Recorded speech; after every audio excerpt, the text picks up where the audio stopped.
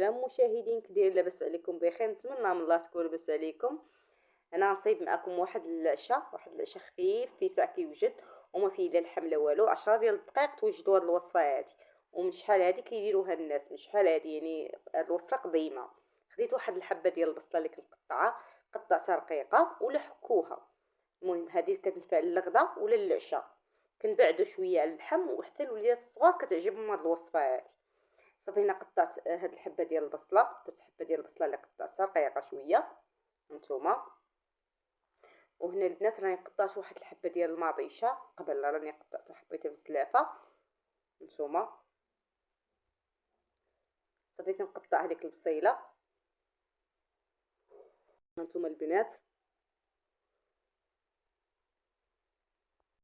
كنقطع شويه رقيقه باش ما قطعتها شويه رقيقه، وكل البصله كتشحر كتذوب ما كتبقاش كاع تبان. صافي من بعد ما قطعت هذيك البصيله كندير في الكوكوط، كنزيد عليها ديك الحبه ديال المطيشه اللي قطعتها حتى هي، كنزيد على شويه زيت الزيتون واحد شويه، ولا زيت ديال الطياب العادي اللي كنطيبوا به. درت شويه زيت الزيتون كان متوفر عندي. درت شويه الثومه اللي حكيتها قبل، كنت حكيت واحد شويه الثومه البنات. ها هي قلت ندوز معكم هذا الفيديو. شويه المعدنوس. نتمنى تنال اعجابكم هذه الوصفه، يعني للغدا ولا العشاء كتنفع. وكنبعدو شويه على اللحم. هنا درت واحد شويه الملحه، شويه الخرقوم، شويه التحميره،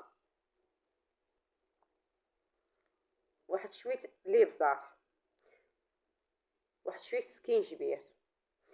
صافي وكنديها نشحرها واحد شويه. ندير البصيله على نار متوسطه مهيله العافيه، وكنديرها تشحر. كنقص البوطه ونخليها تشحر على نار متوسطه باش كتشحر ليا شويه هانتوما. صافي كنديرها تشحر هانتوما البنات. كنبدا نشحر فيها بشويه بشويه. غنزيد واحد الكاس ديال الماء البنات هانتوما. هنا شحرت شويه باش ما كتحرقش لنا ديك العطريه. زدت كاس ديال الماء وخليتها هانتوما. والنار راها مهيله البنات، كنديروها على شعله قليله ما نجهدوش البوطه.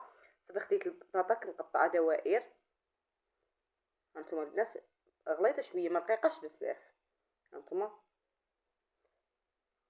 قطعتها على هذا الشكل. صافي كتبقى على حساب الافراد العائله. الا عندكم حتى الجلبانه تضيفوها في هذه الوصفه كتجي حتى هي زوينه. انا ما عنديش الجلبانه غندير معاها غير الزيتون هانتوما. قطعتها دوائر. كنزيد معاها واحد الحاره فلفله غنغسلها وغادي نضيفها في الكوكوط من بعد ما تشحرات لي الكوكوط. ندير البطاطا كما تشوفوا كنرتبها في الكوكوط. صافي كندير واحد شويه الزيتون، واحد الفلفله حاره، واحد شويه الحامض المصير. ولا كانت عندكم الجلبانه ضيفوها راه كتجي زوينه ثاني الجلبانه. انا ما عنديش الجلبانه درت الزيتون. كنديروا شويه معدنوس من الفوق. صافي هنا كطيفها لك الكاس ديال الماء، ما كنزيدوش الماء مازال. صافي كتسد الكوكوط وكندير السكر وكندير الرمان من الوسطى. كنأكد العافيه ما تكونش مجهده. صافي كنخليوها طيب 10 ديال الدقائق كتكون واجده، كتجي زوينه بزاف وصحيه ديال الوليدات الصغار كتعجبهم. صافي هنا طابت غادي نمشي نديها ونقلبها في الطبسيل معكم ونشوف كيفاش كتجي. اللي ما غندير نحطها لا بالمعلقه لا والو، غنضحك نقلبها في الطبسيل. صافي هذه راه كانوا كيديروها من زمان. هذا هو اللي كانوا كيديروه الناس بكري. صافي درتها في الطبسيل ودرتها مع شلاضه ونقدموها للغدا ولا للعشاء. كتجي صحيه وصفه زوينه بزاف. نتمنى تنال الاعجاب ديالكم.